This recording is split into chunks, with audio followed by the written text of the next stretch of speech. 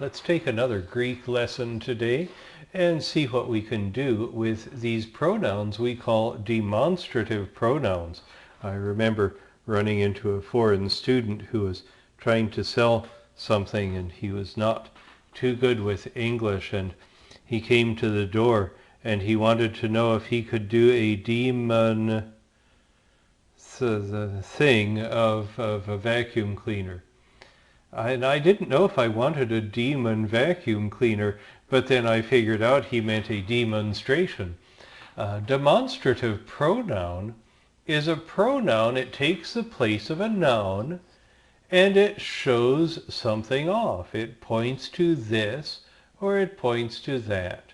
And the words that like this and that may be pronouns taking the place of a noun, or they could actually be used as adjectives if they're found in a natural habitat along with a noun.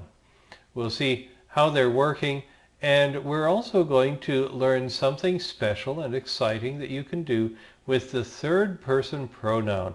I want you to know how to say the same something or the man himself, because that's how you might want to refer to yourself if you happen to be a man. Remember, we've always got something good happening at pottersschool.org, at alts.edu, the American Lutheran Theological Seminary, and at Wittenberg Door Campus Ministry. Always happy to have somebody post some questions on the door at wittenbergcomo.com. Let's meet this demonstrative pronoun. It indicates where something is or which one it might be. And the most common demonstratives are this or that. There are others that we'll run into at a later time, such as whichever or something or whatever or whoever. But the most common demonstratives would be this and that. Now the Greek word for this is hutos. Notice the rough breathing, the accent on the first syllable. This is hutos. Now, I'll be candid with you. I have trouble with hutos and akanos. I mix up this and that, akanos, quite a bit.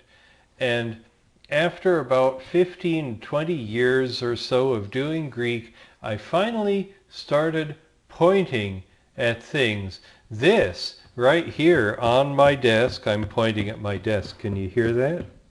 Or that way over there across the room.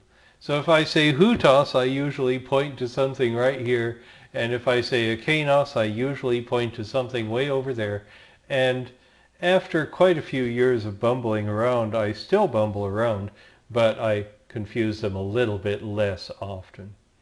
These words follow the first and second declensions, so they will look rather familiar to you when we flip to a new page. Now, how do you tell the difference between a demonstrative adjective and a demonstrative pronoun?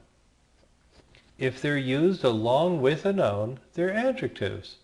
If we say this person, or this dog, or that door, or those rocks, that's an adjective, isn't it?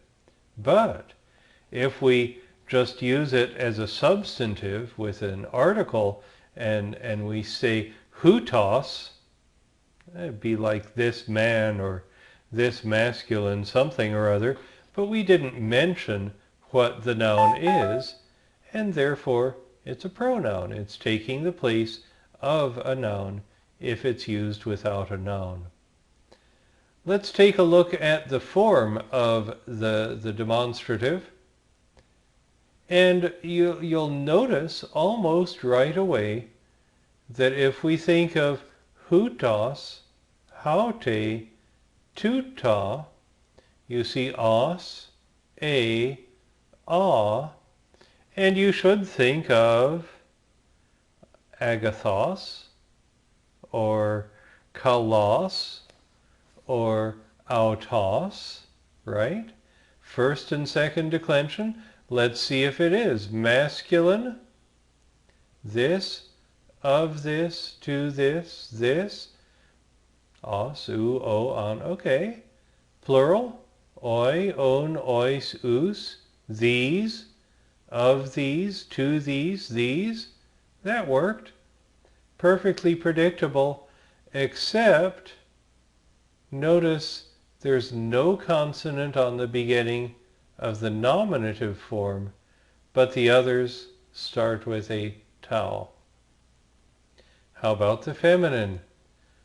Haute, are you noticing the rough breathing? Haute, tautes, taute, tautain. Oh, okay, ace, ain. Is the plural I, on, ice, os? Sure is. Again, there's no consonant at the beginning of the nominative form, but there is on each of the other forms. What about the neuter?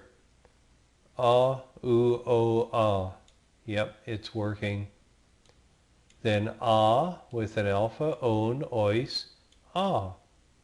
Nominative and accusative match each other. I hope you're starting to predict that. Nominative and accusative, neuter plural, end with an alpha. All right, so those are the forms to say this. Ekenos is going to work really the same way. Now, students often confuse the feminine haute, meaning this. See, haute, rough breathing, accent on the first syllable, and the feminine aute, meaning she. Aute, smooth breathing, accent on the last syllable. Let's compare them. Haute, aute, autes, aute, autain. Smooth breathing, accent on the last syllable. Autai, auton, autais, autas. There should be a circumflex on this out. No, there shouldn't be a circumflex. It should be an acute accent. It fell off somewhere. All right. But then to say this feminine something, rough breathing, haute, tautes, taute, tautain, hautai, two-tone. Ooh, that's surprising. Yeah, tautais, tautas. So there's a form to watch closely also. All right, now, what if we want to say the same or self? This is a use of the third person pronoun, which we've studied before. We ran into that a little while ago. Autos, to mean he, she, it, or they.